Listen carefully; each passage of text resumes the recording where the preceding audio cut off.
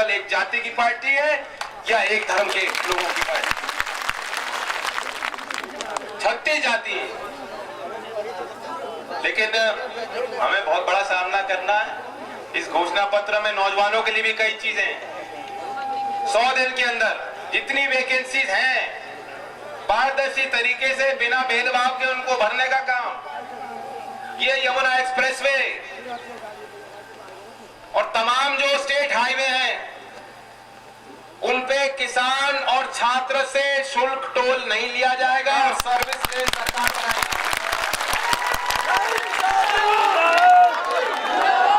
जो नौकरी दी जाएगी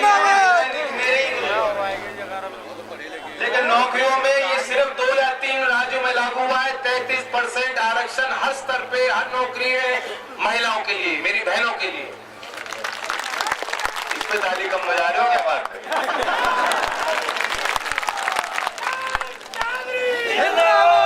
और बिहार की बड़ी चर्चा हुई थी एक मुद्दे। अब यहाँ हो सकता है किसी को पसंद आए, किसी को पसंद ना आए। समझ रहे हो मेरा इशारा? मैंने कह दिया है, जो नशा मुक्ति के लिए काम करेंगे सामाजिक संगठन, सरकार उनको पूरी सहूलियत और सहायता देगी और नए ठेकों को लाइसेंस नहीं मिलने वाला है। कुछ हमने छोड़ा नहीं है इसमें, लेकिन फिर भी इसमें जो लिखा है ये तो करेंगे, जो रह गया उससे ज्यादा हमने लिखा। आप मौका दोगे, इससे बहुत कुछ ज्यादा करने की इच्छा और अभिलाषा है हमारा सामना। लेकिन बड़े बड़े लोगों से है।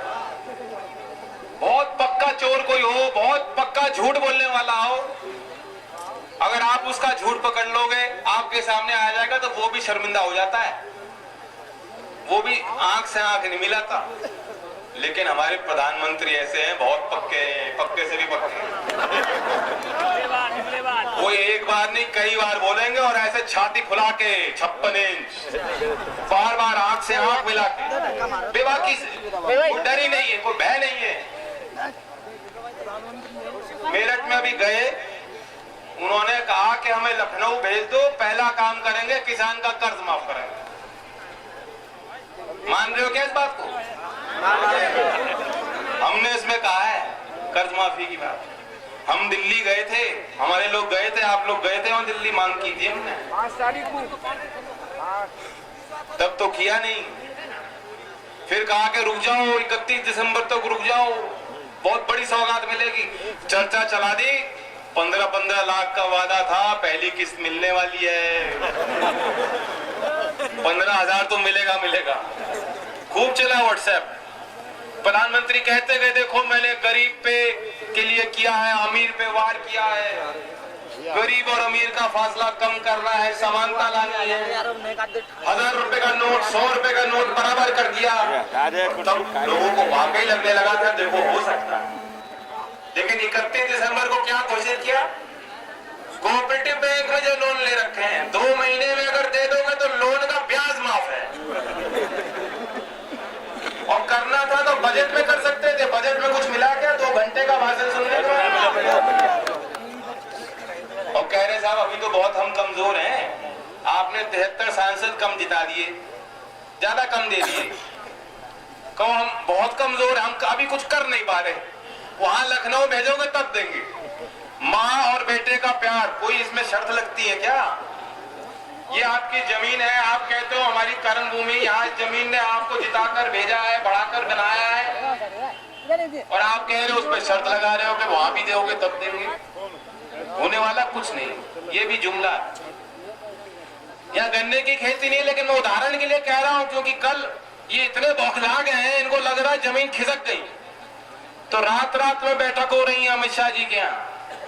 सुना है इस बारे में? और कल वो गए थे बड़ौत, और कहा उन्होंने कि हमने चौधरी चरण सिंह जी के संबंध में योजना बनाई है, और हमने घोषणा पत्र में उसे पूछा कि घोषणा पत्र में क्यों नहीं लिखा? कहते साहब वो हम कर्म भूमि में आके बताना चाहते। क्या बड़ौत ही चौधरी चरण सिंह की कर्म भूमि? क्या वो एक जिले के नेता थे? पूरे देश के थे। और योजना क्या बनी है? ये दिखाता है कि इनको सरकार शासन चलाना आता ही नहीं। वो ये कह रहे हैं गन्ने के किसान आप नहीं हो, लेकिन आप किसान हो, किसान सब एक होगा। कह रहे हैं 14 दिन में पेमेंट नहीं होगा, तो जो ब्याज है वो ब्याज को सरकार देगी और उसके लिए हम चौधरी चरण सिंह भुगतान योजना बनाएंगे। ये उनका प्रस्ताव है। सीधी सी बात ये है, आज भी कानून है जो कहता है 14 दिन के बाद अगर प्राइवेट मिल पेमेंट नहीं करती है तो ब्याज लगता है। वे सरकार नहीं देती, वो मिल मालिक देते हैं। ये इशारा कर रहे हैं कि मिल मालिकों को कि पेमेंट मत दो, 14 दिन के बाद ब्याज तो सरकार को देना है, तुम मौज करो। अरे कोई महत्वाकांक्षी योजना बनाते, कह देते सरकार भारत रत्न देने में विचार कर रही है, आरक्षण पे ही कुछ कह देते। चौधरी साहब का नाम इतनी छोटी सी काम को लेकर जो ऑलरेडी लागू है, जो कानून पहले से बना हुआ है, कितनी अज्ञानता है उनको। छोलने में और छोले भटूरे में फर्क नहीं मालूम। शरीर को देख लो, एक भी दिन ऐसे है लोग देखने में ही लगता कभी उन्होंने मेहनत नहीं की। एक भी जीवन में पूरा एक भी दिन शारीरिक श्रम मेहनत उन्होंने की है क्या? देख के लग रहा है योग भी करते होंगे, नहीं करते। लेकिन बंदर के हाथ में बंदूक है भाइयों। अंधाधुन गोली चल रही है, किसी को मालूम नहीं अब अगला निशाना कौन हो, किसी को नहीं पता। तो इसलिए हमें बहुत सतर्क रहने की जरूरत है। दूसरी तरफ यहाँ लखनऊ में भी जो बैठे हैं, इनका भी कोई भरोसा नहीं। बहुत प्रयास किए हमने, बताओ कोई कसर छोड़ी क्या चौधरी साहब ने? कोई कमी हो चौधरी साहब की? कई बार निमंत्रण दिया, इकट्ठा हो जाओ संदेश दिया, लेकिन दिक्कत यह है कि सपा और बसपा, उन पे जो ट्रांसफॉर्मर है उस पे नाम है उसका यादव सिंह। बीजेपी वाले जब चाहते हैं सीधा करंट दे देते हैं। जब को लगता है कि उम्मीद बन रही कि भाई विपक्ष इकट्ठा होगा, भाजपा वाले पीछे से करंट मार देते हैं, सपा वालों को भी बसपा वालों को भी। जितना आज राष्ट्रीय लोकदल बीजेपी के इस एजेंडा के खिलाफ खड़े होकर बोल रहे हैं, हम लोग गांव-गांव में फैसले लिए जा रहे हैं, पंचायतें हो रही हैं, अखबार में बोल रहे हैं, चौधरी साहब बोल रहे हैं, हम लोग बोल रहे हैं। इस ईमानदारी से क्या कोई और पार्टी बोल रही है? इसलिए अगर आप इनका दिमाग ठीक करना चाहते हो, जिनको 73 सांसद आपने दे दिए, यहाँ की तो मैं चर्चा नहीं करता, वो तो हमारा हिसाब 2019 में चलेगा नहीं तब तक नहीं चलेगा।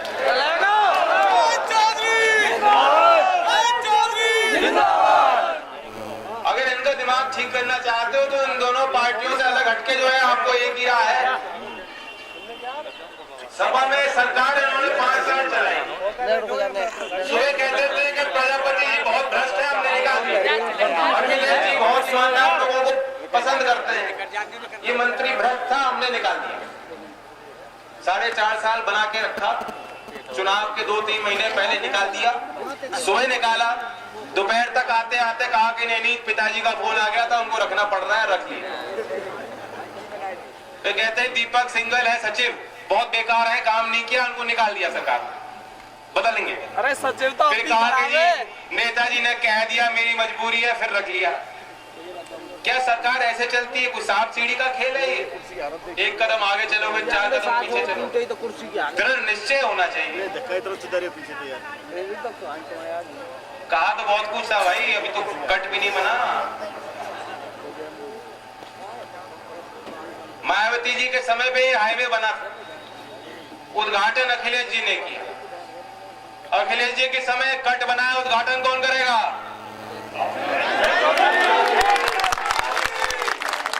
ये भी आपके हाथ में है। यहाँ बहुत समय से जो है एक ही खिलाड़ी खेलता आया है,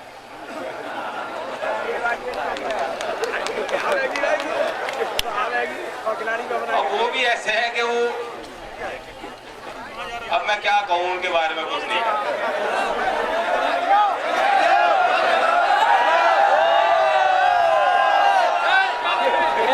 मैं जानता हूं मैंने आपको भी मायूस किया था, दुखी हो गए थे, लेकिन ये आदमी की पहचान होती है कि कमजोरी में किस तरह से अपने घर परिवार के साथ खड़ा हो। योगेश ने उस चुनाव में मेहनत की थी कि नहीं की थी? बताओ। की थी। और इसलिए ये कोई स्थापित नेता नहीं है, मैं जानता हूं। गुण है, अवगुण है, हर एक आदमी में होते हैं। लोग नाराज किए होंगे, लोग प्रसन्न किए होंगे। सवाल सिर्फ योगेश का नहीं है, लेकिन मेहनत इन्होंने की उस समय जब कमजोरी थी, जब आप भी नाराज हो गए थे मुझसे। और इसलिए मैंने एक बार भी सोचा नहीं। खूब हल्ला हो रहा था, चारू लड़ेगी, जयंत लड़ेगा, खूब चर्चा हुई। मेरे मन में भी टीस है कि उस समय मैं विधायकी को आगे नहीं बढ़ा पाया, लेकिन इस बार क्या मेरे हाथ में विधायकी देना चाहते हो कि नहीं देना चाहते? तो ये वही चुनाव है। मैं उन झगड़ों में नहीं पड़ना चाहता। सादाबाद कल गया था, सादाबाद में हुजूम, वहां भी कह रहे साहब आप छपरौली से नहीं या सादाबाद से लो। मैंने उनका कहा कि 350 प्रत्याशी उतर चुके हैं लोक दल के, गर्व करो, ये शुरुआत हो रही है, पौध लग रही है आगे के लिए। मैं निकल पड़ा हूं, रुकने वाला नहीं हूं। आजा बेटा मेरा। और मैं एक आपसे अनुमति लेना चाहता हूं। मैं 5 साल यहाँ रहा, मैं मानता हूं पिछले 1.5-2 सालों में मेरा आवागमन कम हुआ, लेकिन एक टीस थी बुंदेलखंड के एक आदमी से मैंने बात कर रहा था। वो कह रहे थे कि हम आपके साथ पहले भी थे, आज भी हैं। आपने हमारा हाथ छोड़ा, हमने आपका हाथ नहीं छोड़ा। मैंने बिना आपसे पूछे, लेकिन आप पर विश्वास करके कि आप साथ चलोगे, उनको आश्वासन दे दिया कि आपका हाथ हम छोड़ने वाले नहीं हैं। और उनका ये कहना था कि आप मथुरा ध्यान देते हो, अच्छी बात है, लेकिन हमारे यहाँ भी समय। मैंने कहा सिर्फ मैं नहीं, 11 तारीख में चुनाव हो जाएंगे, यहाँ के सब जिम्मेदार साथी भी साथ चलेंगे और तुम्हें चुनाव लड़ाने का काम करेंगे।